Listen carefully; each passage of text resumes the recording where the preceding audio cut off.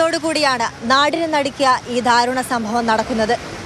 Malabar medical college ആശുപത്രിയിൽ നിന്നും അടിയന്തര ശസ്ത്രക്രിയയ്ക്ക് വേണ്ടി മിംസ് ആശുപത്രിയിലേക്ക് നാദാപുരം സ്വദേശിയെ സുലോചനയെ കൊണ്ടുവരികയായിരുന്നു. ഈ സമയത്താണ് ആശുപത്രിക്ക് എത്തുന്നതിന് മുമ്പ് വെച്ച് ഈ അപകടം സംഭവിക്കുന്നത്.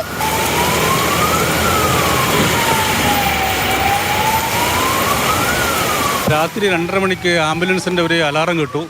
കുറച്ച് കഴിഞ്ഞ ഉടനെ ഒരു ഇടിയുടെ സൗണ്ട് കിട്ടും. ഇടിയുടെ സൗണ്ട് കിട്ടുമ്പോൾ ഞങ്ങൾ നോക്കുമ്പോൾ വണ്ടി അവിടെ നിന്നിട്ട് ആൾക്കാർ തെറിച്ചു കഴിഞ്ഞാൽ ഡ്രൈവറും ഒരു നേഴ്സും ഒരു പെണ്ണുങ്ങളും ഒരു വയസ്സായ ആളും. അന്നേരം കുറച്ച് ഒരു 5 മിനിറ്റ് കഴിഞ്ഞപ്പം അവരെ ആരോ വിളിച്ച് ആംബുലൻസിൽ വിളിച്ചു. മെംസ് ആംബുലൻസ് വന്നു, അതിലങ്ങ് കൊണ്ടുപോയി. പിന്നെ തീ ആടി പടർന്ന് കത്തിയിട്ട് മേലെ ബിൽഡിങ്ങിൻ്റെ മേലെ എത്തി ട്രാൻസ്ഫോമറിനെ കൊണ്ടിടിച്ചത്. ട്രാൻസ്ഫോമർ പൊട്ടിത്തെറിച്ചു. പ്രാഥമിക നിഗമന പ്രകാരം ആംബുലൻസിന്റെ നിയന്ത്രണം വിട്ടാണ് ഈ ട്രാൻസ്ഫോമറിൽ ഇടിച്ചതെന്നാണ് അറിയാൻ സാധിക്കുന്നത്. ഇടിയുടെ ആഘാതത്തിൽ വാഹനത്തിലുണ്ടായിരുന്നവർ തെറിക്കുകയായിരുന്നു. സ്ട്രോക്ക് 1-2 വന്നതിൻ്റെ ഭാഗമായിട്ടുള്ള ചികിത്സ കഴിഞ്ഞ് റിക്കവറി വന്നതാണ്. ഇന്നലെ രാവിലെ ഒരു വയറുവേദന ഛർദി വന്നാണ്. അപ്പോൾ തൊട്ടടുത്തുള്ള ഒരു ക്ലിനിക്കിൽ കാണിച്ചപ്പോൾ അവിടുന്ന് സർജനെ കാണാമെന്ന് പറഞ്ഞു. അപ്പോൾ MMCയിലൊരു സർജൻ അവിടെ വരുന്നുണ്ടായിരുന്നു. അപ്പോൾ 4 മണിക്ക് അയാളെ കാണിച്ചപ്പോൾ അയാൾ ചെറിയൊരു സർജറി ചിലപ്പം വേണ്ടി വരും, പിന്നെ അവിടുന്ന് ഡീറ്റെയിൽ ആയിട്ട് നോക്കണം, മറ്റേ MMCയിലേക്ക് വിട്ടതാണ്.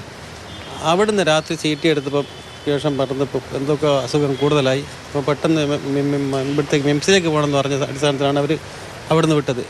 ആംബുലൻസ് ട്രാൻസ്ഫോമറിൽ ഇടിച്ചതിന് ശേഷം സമീപത്തുള്ള കെട്ടിടത്തിലേക്ക് ഇടിക്കുകയായിരുന്നു. ഈ സമയത്ത് ആംബുലൻസിന്റെ മുൻവശത്തെ ചില്ല് പൊട്ടിക്കിടക്കുകയായിരുന്നു.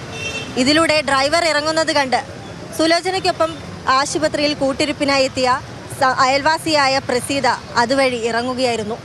വണ്ടി വേഗത്തിൽ വന്നതാ, ടൈം അതിലോട് തട്ടി മറിഞ്ഞതാ. അതാ ഞാൻ കണ്ട മഴയുണ്ടല്ലേ, അതുകൊണ്ട് അങ്ങനെ എനിക്ക് കാണാൻ പറ്റിയിട്ടുള്ളൂ.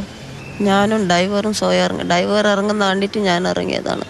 പരിക്കേറ്റവരിൽ 4 പേർ ഗുരുതര പരിക്കുകളൊന്നും ഇല്ലാത്തതിനാൽ ആശുപത്രി വിട്ടു. സുലോചനയുടെ ഭർത്താവും ഒരു നേഴ്സും മിംസ് ആശുപത്രിയിൽ ചികിത്സയിലാണ് ഇപ്പോഴും. നേഴ്സിന് അടിയന്തരമായി ശസ്ത്രക്രിയ വേണമെന്നാണ് ആശുപത്രി അധികൃതർ പറയുന്നത്.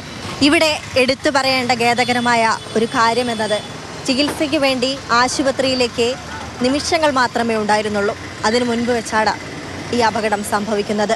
എന്തായാലും നാടിനെ തന്നെ നടുക്കിയ ഒരു അപകട വാർത്ത കേട്ടുകൊണ്ടാണ് ഇന്ന് കോഴിക്കോട് ഉണർന്നത്.